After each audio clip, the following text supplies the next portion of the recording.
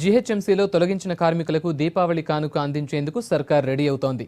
1700 మందిని మళ్లీ డ్యూటీలోకి తీసుకునేందుకు ప్లాన్ చేస్తోంది. 4 నెలలుగా పనిలేక కష్టాలు పడుతున్న కార్మికులు వెంటనే తమను విధుల్లోకి తీసుకోవాలని ప్రభుత్వాన్ని కోరుతున్నారు.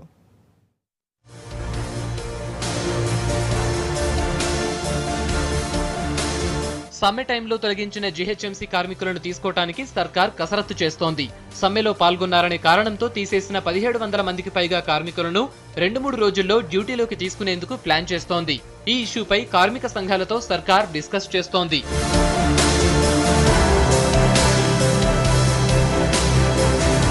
వేతనాల పెంపు కోసం సిటీలో కార్మికులు 12 రోజులు సమ్మె చేశారు. వేతనాల పెంపుపై సీఎం ప్రకటన చేసినా సమ్మె కంటిన్యూ చేయడంతో 1700 మందిని తప్పించింది జీహెచ్ఎంసీ.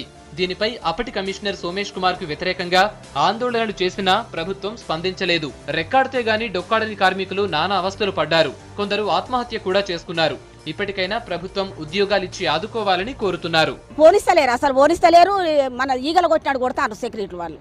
ఈగలు కొట్టాను అక్కడికి పోతే ఏం చేస్తాను, నిన్న పేపరే మొక్క మీద వేసిండు. ఫైల్ నెంబర్ పట్టుకొని వచ్చినాం. ఫైల్ తయారైంది, ఫైల్ నెంబర్ చేసుకొని వస్తే అక్కడ మల్కాజ్గిరి సర్కిల్ ఉండే కమిషనర్ ఏం చేసిండు, మొత్తం పేపర్ తీసి ఆయన మొక్క మీద విసిరేసిండు.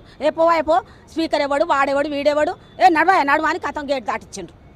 మేము పోతే నిన్న పోతే ఇక్కడ మళ్ళీ ఇప్పుడు అన్నీ తయారైనాక కూడా ఇప్పుడు 2 నెలలు మా ఫైల్ తయారై 2 నెలలు మేము తిరగబట్టి 4 నెలలు. ఇక అధికారులు ఏమంటుండ్రు, అసలు మమ్మల్ని రాణిస్తలేరు, దగ్గరికి రాణిస్తలేరు, పొమ్మని ఇలా కొడుతుండ్రు.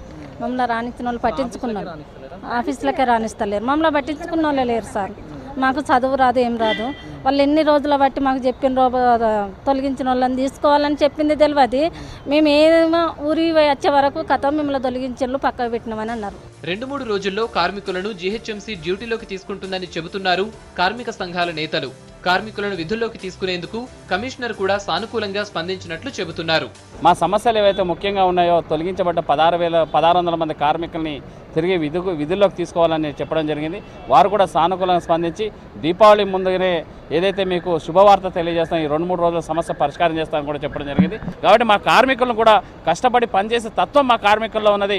వాళ్ళకి ప్రోత్సహించి వాళ్ళకి మంచిగా పలకరిస్తే చాలు, ప్రేమతో పలకరిస్తే చాలు, అరగంట ఎక్కువైనా పని చేయడం సిద్ధపడతారు. కాబట్టి మేము కూడా అధికారులతో కలిసి పనిచేసి హైదరాబాద్ నగరానికి మంచి పేరు తేవడం కోసం ప్రయత్నం చేస్తామని కూడా జేఏసీ తరఫున, అదేవిధంగా కమిషనర్ గారి తరఫున మా అందరూ కూడా మరోసారి అవకాశం ఇచ్చిన జనార్దన్ రెడ్డి గారు మాతో కలిసినందుకు వారికి హృదయపూర్వక ధన్యవాదాలు తెలియజేస్తున్నాం. ప్రధాన డిమాండ్ మాది 1600 మంది కార్మికులను ఈరోజు బయట ఉండే గతంలో కూడా ప్రభుత్వాన్ని కూడా విన్నవించుకున్నాము, గతంలో కమిషనర్ గారికి విన్నవించుకున్నాము. కానీ అది సరైన వాతావరణం అనుకూలించలేదు.